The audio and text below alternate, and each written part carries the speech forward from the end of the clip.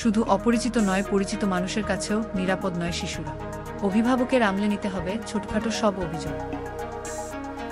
Sexual abuse এগুলো কিন্তু সবচেয়ে বেশি করে পরিচিত লোকরা। আমরা মনে করি অপরিচিত কাছ থেকে শিশু নিরাপদ রাখা দরকার, কিন্তু তা না। সন্তানকে যখন আমি কোনো মেরে ফেলছি, সন্তানটা তো চলেই যাচ্ছে, পাশাপাশি তার পরিবার আদার্স পার্সনরাও কিন্তু ভেঙে পড়ছে। আপনারা দেখছেন BD24 নিউজ। সঙ্গে আছি আমি ফারিয়া নাজনীন। শুধু অপরিচিত নয়, পরিচিত মানুষদের কাছ থেকেও শিশু সন্তানকে নিরাপদ রাখা উচিত বলে মনে করছেন মনোবিজ্ঞানীরা। তাদের মতে সিলেটে 5 বছরের মুনতাহার মৃত্যু পুরো দেশের সামনে প্রতিশোধপরায়ণ একটা সমাজের চিত্র তুলে ধরেছে। মনোবিজ্ঞানীরা বলছেন, প্রচলিত সমাজে শিশুদের অনেক অভিযোগী পরিবারের সদস্যরা বিশ্বাস করতে চান না।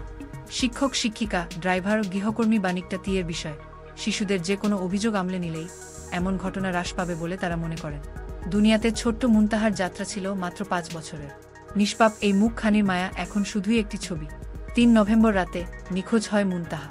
এ খবর নাড়া দেয় সিলেট সহ দেশের সকল মানুষকে।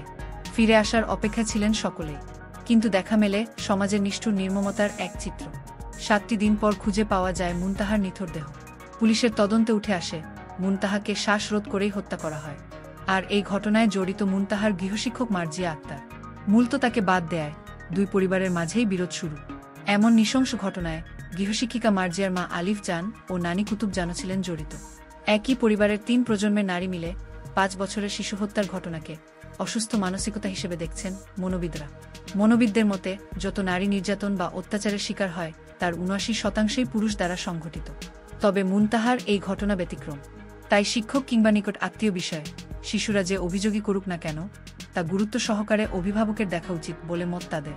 ক্লিনিক্যাল সাইকোলজিস্টদের মতে, বর্তমান সামাজিক প্রেক্ষাপটে কারো সাথে ব্যবসায়িক কিংবা আর্থিক সম্পর্ক ছিন্ন করতে হলে অবশ্যই তার দীর্ঘ পরিকল্পনা নিয়ে করা উচিত, যাতে কোনোভাবেই পারিবারিক সিদ্ধান্তের দায়ভার পরিবারের নিষ্পাপ সদস্যদের বহন করতে না হয়।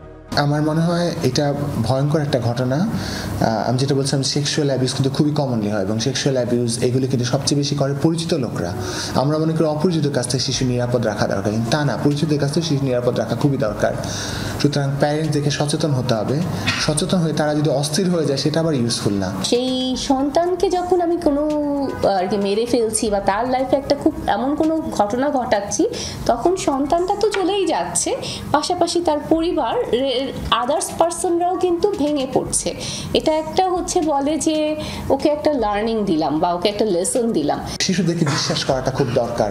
আমাদের কালচারে আমরা খুব কমনলি শিক্ষকদেরকে বলে দেই, আপনাকে দিয়ে দিলাম, এবার আপনি পিঠা শুধু হাড়গুলো দিয়ে দিলেই হবে, মাংস আপনার, হাড় আমার দিয়ে দিন, মরে গেলে যাবে, কিন্তু ওকে মানুষ করতে হবে।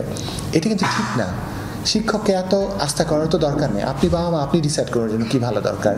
শিক্ষক শেখাবে, কিন্তু সব দায়িত্ব আপনাকেই নিতে হবে। ওই জায়গাটাও তৈরি করা দরকার। ওই যে অপমানের জের হিসেবে তাৎক্ষণিকভাবে বদলা নেওয়ার জন্য হয়তো তারা কাজটা করে ফেলেছে, কিন্তু 6 দিন তারা এই জিনিসটাকে হজম করেছে, তাই না? 6 দিন কিন্তু এই বাচ্চাটাকে খোঁজাখুঁজি হয়েছে। ইনফ্যাক্ট তার পাশের বাসা যেহেতু, সো তার বাসাতেও খোঁজ নিতে এসেছে। এই 6 দিন তারা জিনিসটাকে কোপ করাটাও তাদের একটা মেন্টালি ডিসঅর্ডারটাকে আরো বাড়িয়েও দিতে পারে তাদের এই জায়গাটা, আমার কাছে মনে হয়।